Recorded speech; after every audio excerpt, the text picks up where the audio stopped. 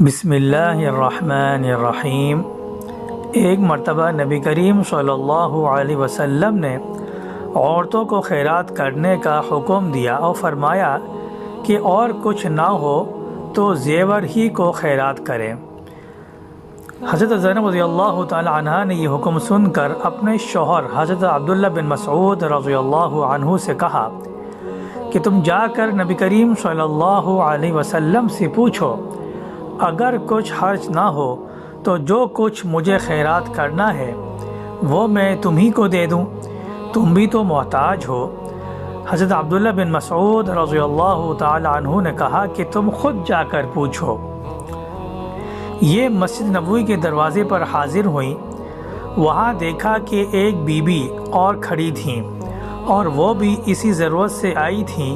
ہیبت کے مارے ان دونوں کو جرأت نہ پڑتی تھی کہ اندر جا کر خود نبی کریم صلی اللہ علیہ وسلم سے پوچھتی۔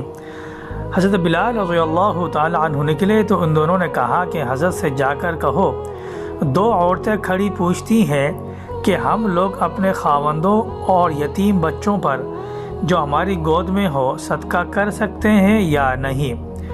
بلال رضی اللہ تعالی عنہ سے چلتے چلتے یہ بھی کہہ دیا کہ تم یہ نہ کہنا کہ ہم کون ہیں۔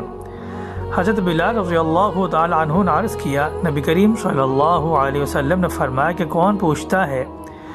حضرت بلال رضی اللہ تعالی عنہ نے کہا کہ ایک قبیلہ انصار کی بیوی ہے اور ایک زینب رضی اللہ تعالی عنہ۔ آپ صلی اللہ علیہ وسلم فرمایا، کون زینب؟ انہوں نے کہا کہ عبداللہ بن مسعود رضی اللہ تعالی عنہ کی بیوی۔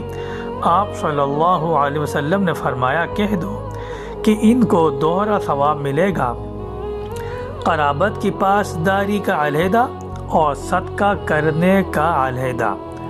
رواہ البخاری و مسلم۔